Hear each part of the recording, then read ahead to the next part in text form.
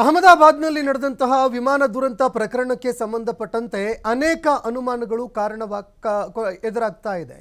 ಈ ವಿಮಾನ ದುರಂತಕ್ಕೆ ಕಾರಣ ಏನು ಅನ್ನುವಂತಹ ಪ್ರಶ್ನೆ ಒಂದು ಕಡೆ ಎದುರಾಗ್ತಾ ಇದ್ರೆ, ಮತ್ತೊಂದೆಡೆ ಕೊನೆಯ ಕ್ಷಣದಲ್ಲಿ ಪೈಲಟ್ಗಳು ಮಾತನಾಡಿಕೊಂಡಿದ್ದಾದರೂ ಏನು, ಕೊನೆಯ ಕ್ಷಣದಲ್ಲಿ ಅವರು ಕೊಟ್ಟಂತಹ ಸಂದೇಶ ಆದರೂ ಏನು ಅನ್ನುವಂತಹ ಪ್ರಶ್ನೆ ಎಲ್ಲರನ್ನ ಕಾಡ್ತಾ ಇತ್ತು. ಇದಕ್ಕೆ ಇದೀಗ ಉತ್ತರ ಸಿಗ್ತಾ ಇದೆ. ಇದೀಗ ಪೈಲಟ್ನ ಕೊನೆಯ ಸಂದೇಶ ರಿವೀಲ್ ಆಗ್ತಾ ಇದೆ.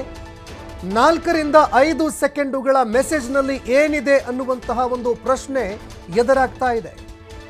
4 ರಿಂದ 5 ಸೆಕೆಂಡ್ಗಳ ಒಂದು ಮೆಸೇಜ್ ಬಂದಿತ್ತು.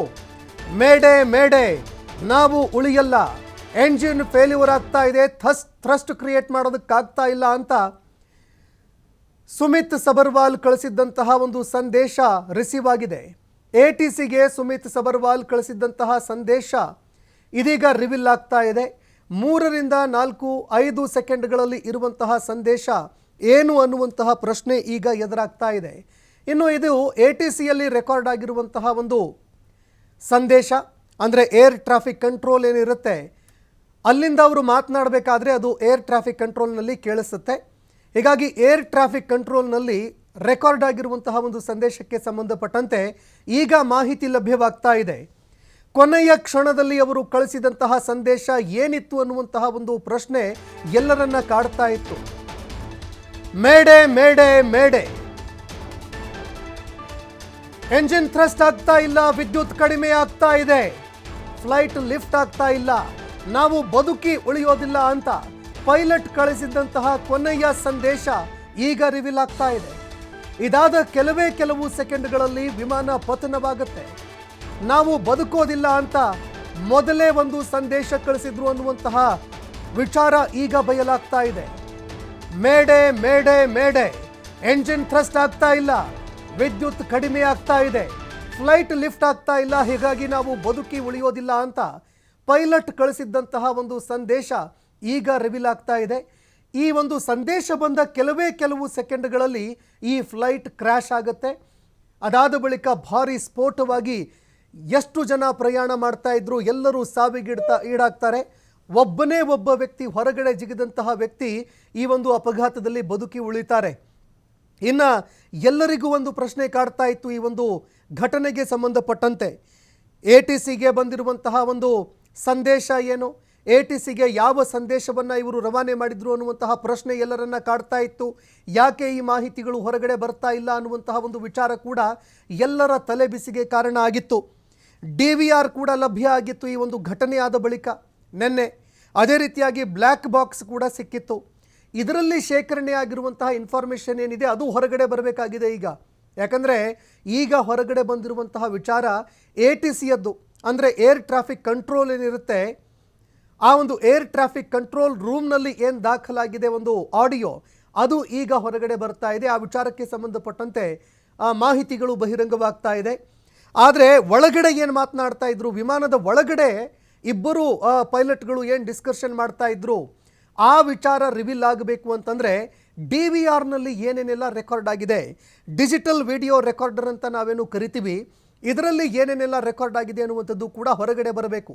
ಇದರ ಜೊತೆಗೆ ಬ್ಲ್ಯಾಕ್ ಬಾಕ್ಸ್ನಲ್ಲೂ ಕೂಡ ಯಾವ ಎಲ್ಲ ಎಂಜಿನ್ಗಳಿಗೆ ಸಂಬಂಧಪಟ್ಟಂತೆ 2 ಎಂಜಿನ್ಗಳೇನಿರುತ್ತೆ ಆ 2 ಎಂಜಿನ್ಗಳು, ಜೆಟ್ ಎಂಜಿನ್ಗಳ ಒಂದು ಕಾರ್ಯಕ್ಷಮತೆ ಯಾವ ರೀತಿಯಾಗಿ ಇತ್ತು, ಅದರ ಜೊತೆಗೆ ಎಲ್ಲ ಒಂದು ಸಿಸ್ಟಮ್ಗಳು, ಆ ವಿಮಾನದಲ್ಲಿ ಇರುವಂತಹ ಸಿಸ್ಟಮ್ಗಳು ಯಾವ ರೀತಿಯಾಗಿ ವರ್ಕ್ ಮಾಡ್ತಾ ಇತ್ತು, ಆ ಸಂದರ್ಭದಲ್ಲಿ ಅದರ ಸ್ಟೇಟಸ್ ಏನಿತ್ತು, ನಾರ್ಮಲ್ಗಿಂತ ಯಾವ ಸ್ಟೇಟಸ್ಗೆ ಇತ್ತು, ಇದೆಲ್ಲವೂ ಕೂಡ ಬ್ಲ್ಯಾಕ್ ಬಾಕ್ಸ್ನಲ್ಲಿ ಶೇಖರಣೆ ಆಗಿರುತ್ತೆ. ಇನ್ನು ಪೈಲಟ್ ಸಂದೇಶದಿಂದ ಈಗ ಮತ್ತಷ್ಟು ಅನುಮಾನ ಎದುರಾಗ್ತಾ ಇದೆ. ತಾಂತ್ರಿಕ ಸಮಸ್ಯೆಯಿಂದಲೇ ವಿಮಾನ ಪತನ ಏನಾದರೂ ಆಯ್ತಾ ಅನ್ನೋ ಪ್ರಶ್ನೆ ಎದುರಾಗ್ತಾ ಇದೆ. ವಿಮಾನದಲ್ಲಿ ಮೊದಲೇ ಏನಾದರೂ ತಾಂತ್ರಿಕ ದೋಷ ಇತ್ತಾ, ಈ ಅನುಮಾನ ಕಾಡ್ತಾ ಇದೆ. ನಿರ್ಲಕ್ಷ್ಯದಿಂದ ಈ ಒಂದು ಘೋರ ದುರಂತ ಏನಾದರೂ ಸಂಭವಿಸ್ತಾ, 275 ಮಂದಿ ಸಾವಿಗೆ ಯಾರು ಹಾಗಾದ್ರೆ ಹೊಣೆ ಅನ್ನುವಂತಹ ಪ್ರಶ್ನೆ ಈಗ ಎದುರಾಗ್ತಾ ಇದೆ. ಹೊಣೆಗಾರಿಕೆ ಯಾರದ್ದು, ಯಾರ ತಪ್ಪು, ಈ ಒಂದು ಪ್ರಶ್ನೆ ಎಲ್ಲರನ್ನ ಕಾಡ್ತಾ ಇದೆ. 275 ಜನರ ಸಾವಿಗೆ ಕಾರಣ ಆಯಿತು ಈ ದುರಂತ. ಹೀಗಾಗಿ ಈ ಒಂದು ಪ್ರಶ್ನೆಗಳು ಎದುರಾಗ್ತಾ ಇದೆ. ಇನ್ನು ಯಾರು ಈ ಒಂದು ಫ್ಲೈಟನ್ನು ತಮ್ಮ ಕಂಟ್ರೋಲ್ನಲ್ಲಿ ಇಟ್ಕೊಂಡಿದ್ರು. ಆ ಪೈಲಟ್ಗೆ 8,000 ಗಂಟೆಗೂ ಹೆಚ್ಚು ಹಾರಾಟದ ಅನುಭವ ಇದೆ. ಅಂದರೆ ತುಂಬ ಅನುಭವಿಯಾಗಿರುವಂತಹ ಓರ್ವ ಪೈಲಟ್ ಆಗಿದ್ರವರು. ಪೈಲಟ್ನಿಂದ ತಪ್ಪು ಸಂಭವಿಸಿರುವಂಥದ್ದು ತೀರಾ ಕಡಿಮೆ. ಪೈಲಟ್ ಏನೇನು ಮಾಡೋದಕ್ಕಾಗಿಲ್ಲ, ಯಾಕಂದರೆ ಎದುರಿಗಿರೋದು ಎಲ್ಲವೂ ಕೂಡ ಬಿಲ್ಡಿಂಗ್ಗಳು. ಆ ಬೋಯಿಂಗ್ ಅನ್ನುವಂತಹ ವಿಮಾನ ಏನಿದೆ ಸಣ್ಣ ವಿಮಾನ ಅಲ್ಲ, ಭಾರಿ ಗಾತ್ರದ ಒಂದು ಬಾಹುಬಲಿ ಗಾತ್ರದ ವಿಮಾನ.